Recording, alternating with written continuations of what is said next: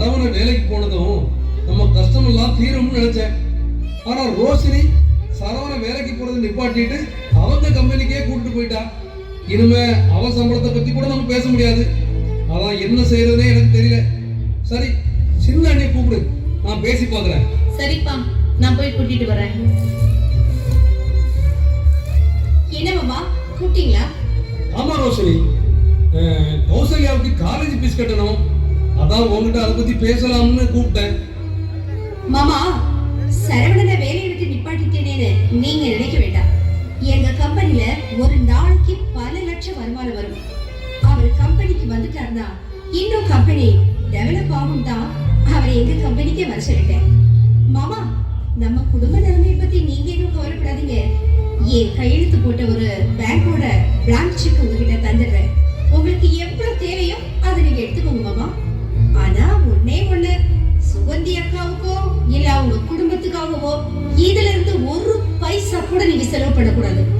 ரோஷினி, எனக்கு இன்னும் எந்த தேவையும் இல்லை. உன் மதனிக்கும் உன் கொழுந்தனுக்கும் என்ன தேவையோ அதை நீயே பார்த்துக்கோ. ஆமா அண்ணி, உங்ககிட்டனா தேவைக்கு கேட்டு வாங்கிக்கலாம். ஆனா அப்பா கிட்ட பணம் போயிடுச்சுன்னா ஏன் எதுக்குன்னு கேள்வி கேட்டே தொல்லை பண்ணிடுவாங்க. சரி சரி, காலேஜ்ல படிக்கிற பிள்ளைக்கு என்ன தேவைன்னு தெரியாமலையா இருக்கும்.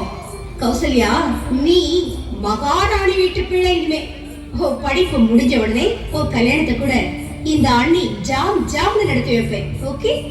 உனக்கும் மணியனுக்கும் எப்பெல்லாம் பணம் தேவைப்படுதோ அப்பெல்லாம் நீ என்கிட்ட கேட்கலாம். சரியா?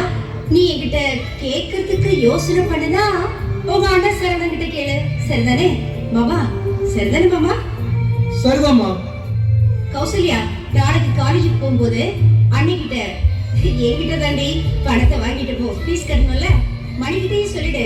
ஏன்னா என்கிட்ட பணம் கேட்க நீங்க தயங்கவே கூடாது. ஓகேவா? சரிங்க அண்ணி, அப்படியே செய்றேன்.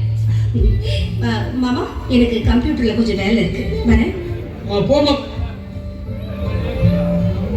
முத்துலட்சுமி, ரோஷினி நம்ம வீட்டுல எல்லா செலவையும் ஏத்துக்கிறா. ஆனா சுகந்திக்கு ஒரு தேவைன்னா மட்டும் செய்ய விருப்பப்படல.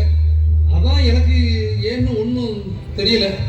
நம்ம விக்னேஷ் வேலைக்கு போறதுனால அவங்களுக்கு கொடுக்க வேண்டாம்னு நினைச்சிருப்பா. வேற எந்த விஷயமும் இருக்கிறதா எனக்கு தெரியலங்க.